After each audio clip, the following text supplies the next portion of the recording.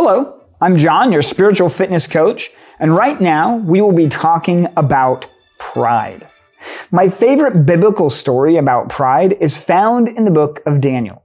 In this book, Daniel, his 3 friends, and a lot of other Israelites were taken captive to Babylon. The name of the king who captured them was Nebuchadnezzar. Nebuchadnezzar had an impressive kingdom and a lot of military victories. From a worldly perspective, he had a lot of reasons to be proud. In Daniel chapter 4, we learn about a dream that Nebuchadnezzar had. When Daniel interpreted the dream, he told Nebuchadnezzar exactly what was going to happen to him if he didn't deal with his pride. Instead of listening to the warning, Nebuchadnezzar does this. Daniel chapter 4, verses 29 and 30. At the end of 12 months, he was walking on the roof of the royal palace of Babylon, and the king answered and said, "Is not this great Babylon, which I have built by my mighty power as a royal residence and for the glory of my majesty?" Pride. As soon as he says this, God speaks from heaven and condemns Nebuchadnezzar to live like an animal for a period of time. At the end of this time, Nebuchadnezzar has his reason restored to him, and he recognizes the power and majesty of God.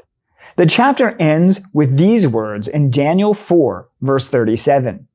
"Now I, Nebuchadnezzar, praise and extol and honor the King of heaven, for all his works are right, and his ways are just, and those who walk in pride he is able to humble." God takes pride very seriously. When we are proud, we take credit for things that others have done. We claim accomplishments that are not our own. More than that, we claim glory and honor that rightfully belongs to God. One of the most well-known verses about pride is found in Proverbs 16, verse 18. "Pride goes before destruction, and a haughty spirit before a fall." This is exactly what Nebuchadnezzar faced, and exactly what each of us will face if we do not deal with our pride. Okay, how do we deal with it? First, we need to understand the truth about ourselves. Paul states that by the grace of God, he is what he is. None of us are self-made. We get where we are because of others, and ultimately because of God.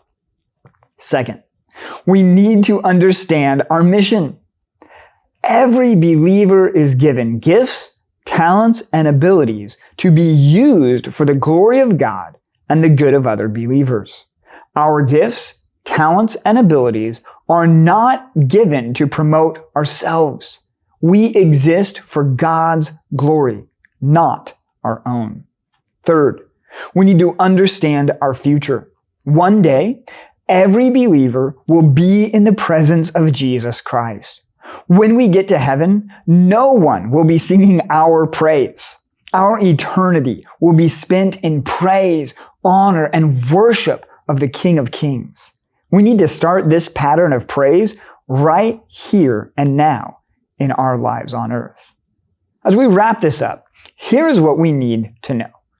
Pride has serious consequences. To deal with pride, we must understand we are who we are by the grace of God. Our abilities are to be used to serve the Lord. Our future is to praise and worship our Savior.